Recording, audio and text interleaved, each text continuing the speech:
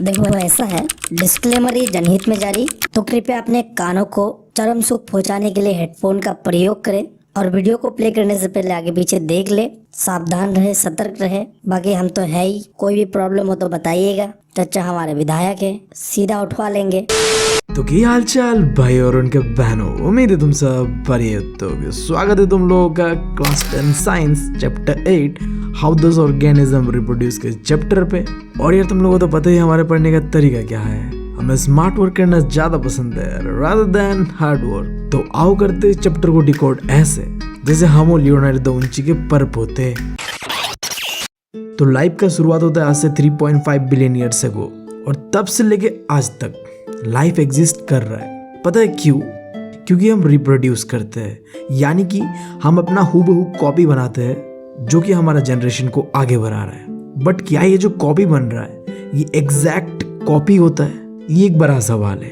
तो देखो, जितने भी लाइफ फॉर्म्स है इस दुनिया के अंदर में, उन सब के अंदर में पाया जाता है एक खास चीज, डीएनए।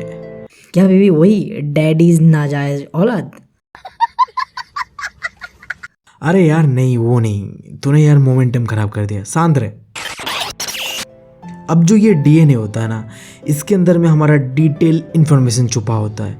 हमारा रंग कैसा है, हमारा आँख कैसा है, हम कितने लंबे हैं, हम कितने चौड़े हैं, हर चीज़, एवरीथिंग भाई साहब। तो जब हम रिप्रोडक्शन करते हैं तो ये जो डीएनए है ये कॉपी हो जाता है और एक नया जनरेशन का शुरुआत होता है। बट देखो, इतना आसान नहीं है। ये जो कॉपी होता है ये केमिकल प्रोसेस होता है, और केमिकल प्रोसेस यार एग्जैक्ट तो नहीं होता है, कहीं ना कहीं गलती होता है। और इसी गलती के कारण जितने भी लाइफ फॉर्म्स है उनके अंदर आता है वेरिएशन, यानी कि थोड़ा बहुत तो बदलाव होता है। हम दिखते तो एक जैसे ही है, बट कुछ ना कुछ चेंजेस होता है, एग्जैक्टली आइडेंटिकल नहीं होते, और इसी चीज़ को हम कहते हैं वेरिएशन। अब तुम्हें लग रहा होगा ये तो गलत है, फिर नहीं यार, इसे तुम वरदान कह सकते हो। ये जो 3.5 बिलियन ईयर्स से लेके आज तक लाइफ फॉर्म अर्थ के अंदर में एग्जिस्ट कर रहा है, ये बस एक वरदान के कारण है, डीएनए में वेरिएशन के कारण। अब जैसा मैंने तुम लोगों को बताया, ये जो स्पीसीज हजारों सालों से सर्वाइव कर पा रहे हैं, ये सिर्फ और सिर्फ वेरिएशन के कारण। हम क्या कर पा रहे हैं, चेंजिंग एनवायरनमेंट को अडेप्ट कर पा रहे हैं। साथ ही साथ ये इवोल्यूशन जो होता है ये भी पॉसिबल हो पा रहा है वेरिएशन की वजह से। अब तुम्हें इतना तो पता चल ही गया होगा कि रिप्रोडक्शन हमारे लिए वरदान के समान है। तो ये दो तरीके का होता है, सेक्सुअल और एसेक्सुअल रिप्रोडक्शन। एसेक्सुअल के अंदर में सिंगल पेरेंट्स का इन्वॉल्वमेंट होता है, और सेक्सुअल रिप्रोडक्शन में दो पेरेंट्स का इन्वॉल्वमेंट होता है, क्योंकि यार यहाँ सेक्स इन्वॉल्वमेंट होता है, समझ रहे हो बात तुम। और जब सेक्स हो रहा होगा तो एनर्जी भी चाहिए होगा, ऑब्वियस सा बात है। मेहनत करते हैं हम भाई साहब, जब मेहनत करते हैं तो इसका फल भी मिलता है हमें वेरिएशन के रूप में, और ये वेरिएशन ही हमें मदद करता है एवोल्यूशन करने में। और एवोल्यूशन की वजह से ही हम चेंजिंग एनवायरनमेंट को अडॉप्ट कर पाते हैं।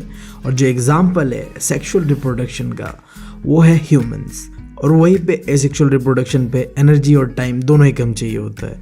अब जब मेहनत कम करेंगे यार तो उन्हें उसका फल भी कम मिलेगा। तो यार इनका वेरिएशन ना के बराबर होता है, और इवोल्यूशन का बात तो भूल ही जाओ भाई।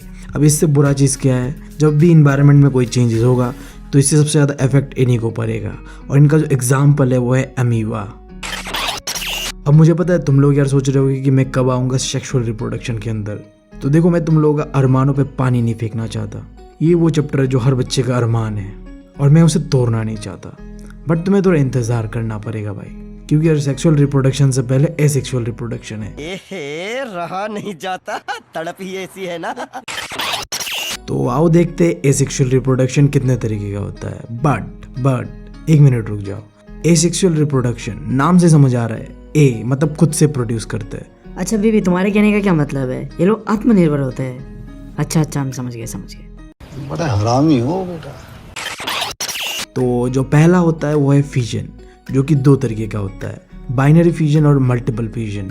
बाइनरी फ्यूजन में सेल से रिप्रोड्यूस होकर दो टुकड़ों में बंटता है, और वही मल्टीपल फ्यूजन्स में रिप्रोडक्शन होने के बाद यार चित्तर बित्तर हो जाता है, इतने टुकड़े कि तुम गिन नहीं पाओगे। और जो एग्जाम्पल है अमीबा, लिस्मेनिया एंड प्लाज्मोडियम। नाम थोड़ा डिफिकल्ट है बट तुम्हें याद करना ही पड़ेगा क्योंकि ऑप्शन है नहीं।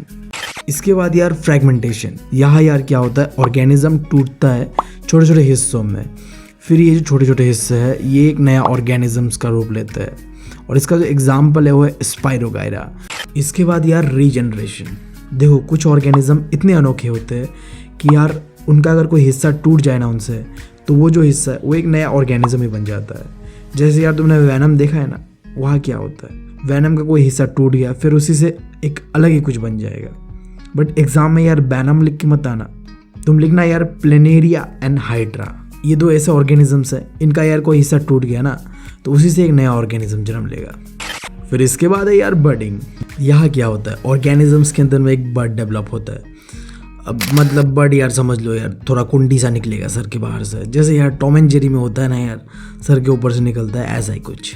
और यार समय के साथ ये जो बर्ड होता है ये मैच्योर होता है। मैच्योर होने के बाद ये टूट के एक नया ऑर्गेनिज्म बन जाता है, और जो इसका एग्जाम्पल है वो है हाइड्रा और यीस्ट।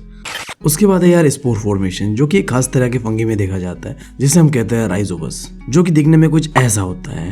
अब तुम अगर देख पा रहे हो ध्यान से, इसके ऊपर में एक स्ट्रक्चर बना हुआ है गोल गोल सा, जिसे हम कहते हैं स्पोरेंजिया। अब इस स्पोरेंजिया के अंदर में पाया जाता है बहुत ही छोटा छोटा स्पोर, हजारों के क्वांटिटी पे। तो जब भी इन स्पोर्स को मिलता है एक सूटेबल कंडीशन, तो ये स्पोरेंजिया से अलग हो जाता है और एक नया राइजोबस फॉर्म करता है, और इसी को कहते हैं हम स्पोर फॉर्मेशन। अब आखिरी बचा हुआ है एसेक्सुअल रिप्रोडक्शन का टाइप, जो कि है वेजिटेटिव प्रोपगेशन। अब तुम मुझे बताओ, आज तक तुमने प्लांट को कैसे ग्रो होते हुए देखा है? उसके सीड से ना, यही होता ना नॉर्मल प्रोसेस। बट क्या हो अगर मैं तुम्हें कहूँ इसके अलावा भी कई सारे प्रोसेसेस हैं, और इन सारे प्रोसेस को कंबाइन करके हम कहते हैं वेजिटेटिव प्रोपगेशन, जो कि यार दो तरीके का होता है, नेचुरल और आर्टिफिशियल। नेचुरल में हम जैसे कि रूट से स्वीट पोटैटो उगाते हैं, स्टीम से पोटैटो उगाते हैं, और सबसे शॉकिंग बात तो ये है कि हम लीफ से भी उगाते हैं। एक खास तरह का प्लांट होता है जिसे हम कहते हैं ब्रायोफिलम। नाम बहुत ही अजीब है, ब्रायोफिलम। इसके बाद है यार आर्टिफिशियल तरीका, जिसके अंदर पहला है कटिंग। अब यार तुमने रोज़ देखा होगा, जिसका इस्तेमाल हम कहाँ करते हैं, वैलेंटाइंस डे को आई गेस। हाँ, बट ये चीज़ मैं तुम्हें क्यों बता रहा हूँ, मैं तो सिंगल हूँ। हाँ, मैं तो सिंगल हूँ, मेरे मम्मी पापा मुझे सिंगल पैदा किए।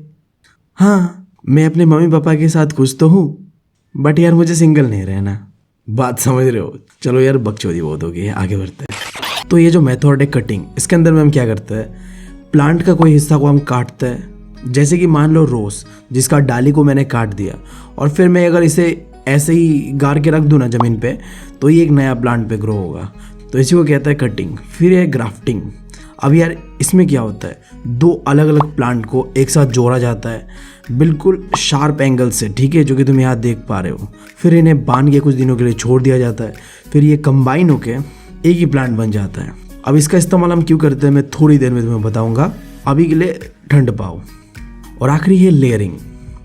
अब तुमने जैस्मिन का प्लांट तो देखा ही होगा, पता है तुम्हें, उनका डाली इतना लंबा होता है कि यार ज़मीन के नीचे तक धंस जाता है। तो अगर इन डाली को ग्राउंड के अंदर में डाल दो ना, तो इससे यार रूट डेवलप्ड होगा, और फिर तुम आगे वाले हिस्से को काट दो, जो पीछे वाला हिस्सा है, इससे एक नया जैस्मिन का प्लांट डेवलप्ड होगा, और इसी को कहते हैं हम लेयरिंग। फिर यार एक चीज़ जो कि हमारे CBSE वाले चच्चा पूछ देते हैं हमसे, एडवांटेज और डिसएडवांटेजेस ऑफ वेजिटेटिव प्रोपगेशन। तो देख लेते हैं एक बार।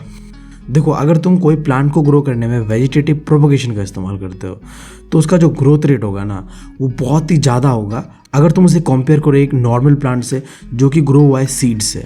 उसके बाद दूसरा, मान लो कि कोई ऐसा प्लांट है जो यार एक समय में तो बहुत फल फूल देता था, बट अब वो कुछ नहीं दे पा रहा है, उसने अपना कैपेसिटी खो दिया है। तुम ऐसे प्लांट को भी वेजिटेटिव प्रोपगेशन का इस्तेमाल करके फिर से रिप्रोड्यूस करा सकते हो। अब इसका एग्जाम्पल पता है क्या है, ग्राफ्टिंग। देखो, हमने ग्राफ्टिंग में क्या किया था, हमने दो अलग अलग प्लांट को लेके चिपका दिया और फिर कई समय के लिए बांध के रख दिया। तो यहाँ में भी बिल्कुल ऐसा ही है, दो प्लांट लेंगे, एक प्लांट जो कि बहुत अच्छा प्रोडक्टिविटी दिखा रहा है, और दूसरा जो पुराना वाला जो नीचे रहेगा, जो जिसने अपना प्रोडक्टिविटी खो दिया है। इन दोनों को जोड़ देंगे और फिर यार ये फिर से रिप्रोड्यूस करने लगेगा। और आखिरी चीज़, डॉटर सेल जो होता है ना, वो जेनेटिकली सिमिलर होता है पेरेंट सेल के। इसका मतलब क्या है, देखो, एसेक्सुअल रिप्रोडक्शन में क्या होता है, मेल का कॉन्सेप्ट है ही नहीं, सिर्फ और सिर्फ फीमेल ही सब कुछ करता है। तो हमने यहाँ ना दो प्लांट रखा है, एक होगा पेरेंट और दूसरा जो उसका प्लांट ग्रो होगा नया से, उसे हम कहेंगे डॉटर। तो कहा गया, देखो, अगर हम कोई प्लांट को वेजिटेटिव प्रोपगेशन का इस्तेमाल करके एक नया प्लांट ग्रो करते हैं तो बिल्कुल ही सिमिलर होगा। अब इससे तुम्हें एक चीज़ याद आ रहा है, मैंने पहले ही बताया था, एसेक्सुअल प्लांट्स के अंदर में वेरिएशन ना के बराबर होता है। अब समझे मैंने क्यों बताया था। फिर यार देखो, अगर तुम्हें वेजिटेटिव प्रोपोगेशन का इस्तेमाल करना है कोई प्लांट के अंदर में, तो तुम्हें अच्छा खासा एक्सपर्ट इंसान चाहिए होगा। ऐसा कोई नल्ला आदमी जाके वो चीज़ नहीं कर सकता, पता है तुम्हें वो चीज़। और आखिरी चीज़ देखो, जो डिजीजेज होता है ना, बीमारियाँ, तो अगर वो इंसानों के साथ या कोई एनिमल के साथ होता है, तो हम यार सेक्सुअल रिप्रोडक्शन करते हैं, हमारे अंदर में लगातार वेरिएशन हो रहा है, तो हम उससे बच जाएंगे, उस बीमारी को अपने अंदर में अडॉप्ट कर लेंगे। बट इनके अंदर में तो वेरिएशन ना के बराबर होता है, तो इन्हें यार बहुत खतरा है इस चीज़ से, समझ जाओ। तो यही पे होता है हमारा एसेक्सुअल रिप्रोडक्शन खत्म। अरे बेबी 1 मिनट रुक जा, तूने इतने सारे चीज़ें बताया, लिटरली हम तो कंफ्यूज ही हो गए। एक बार यार रिकैप करते हैं, प्लीज़ प्लीज़ भाई, एक बार। चलो यार कर ही देता हूँ, तुम लोग भी क्या याद रखोगे, ठीक है। देखो यार, एसेक्सुअल रिप्रोडक्शन के अंदर में होता है 6 टाइप। पहला होता है फ्यूजन, जिसके अंदर में binary fusion and multiple fusion होता है। फिर होता है फ्रेगमेंटेशन, जहाँ एक प्लांट टूटता है कई हिस्सों में, फिर वही हिस्से एक नया प्लांट बनता है। फिर है रीजनरेशन, जहाँ यार प्लांट का कोई पार्ट से फिर एक नया प्लांट बनता है। फिर बडिंग, जहाँ बड डेवलप्ड होता है, पता है तुम्हें। फिर स्पोर फॉर्मेशन, जो कि राइजोबस के अंदर पे होता है। फिर आखिरी जो कि मैंने अभी बताया, वेजिटेटिव प्रोपोगेशन। तो बस इतना ही था।